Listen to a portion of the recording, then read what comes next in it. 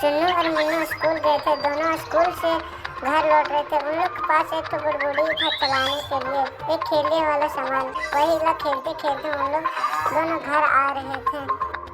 चुन्नू घर तक पहुंच गई और वह देखी कि उसकी माँ पानी भर रही थी, तो वह उसकी माँ का घड़ा फूट गया था। तो वह जा माँ से पूछी कि माँ घड़ा कैसे फूटा। तो चुन्नू की माँ ने बताया कि बेटी मेरा तबीयत खराब है। तो वो घर चल गए बोल के। तो बोली कि उसकी बेटी को बोली कि उसे पानी लेके आना। तो चुन्नू पानी भरने के लिए हैंडपंप के पास गई और घड़े में पानी भर रही थी। पानी भरने के बाद चुन्नू घर की ओर बढ़ने लगी धीरे धीरे। घर के पास जाके वहां पर बाहर में घड़ा रखा हुआ था। चुन्नू ने पानी वहीं पर भर दी। फिर चुन्नू की माँ ने बोली कि बेटी मेरा तबीयत खराब है, तो जाओ डॉक्टर को बुला दो। चुन्नू धीरे धीरे आगे बढ़ने लगी।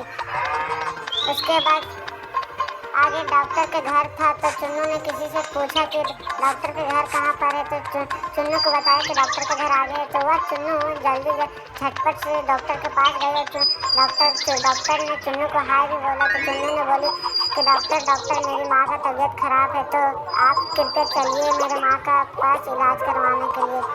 तो फिर डॉक्टर ने बोला कि ठेला या गाड़ी रिक्शा वगैरह जुगाड़ करना पड़ेगा। तो उसने देखा, चुन्नू ने देखा कि आगे एक ठेला रखा हुआ है।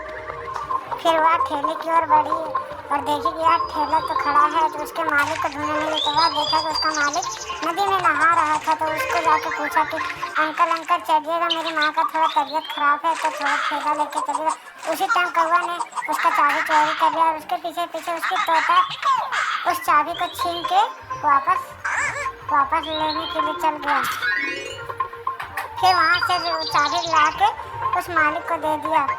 फिर वह साइकिल चलाने के लिए रेडी हो गया और नीचे देखा कि उसका टायर में हवा नहीं था, लेकिन फिर भी वह उसी तरह साइकिल चलाने के लिए रेडी था। धीरे धीरे उन लोग बढ़ने लगे और उसके घर की ओर उसके गायें भी बगल में आवाज़ दे रही थी और वह तीनों घर पहुँच गए। फिर वहाँ पर जाके देखा कि उसके भाई और उसकी माँ और उसके पिताजी उसकी माँ बैठी थी, पिताजी खड़ी थी और माँ रो रही थी। उसके बाद डॉक्टर ने उसको दवा दे दिया।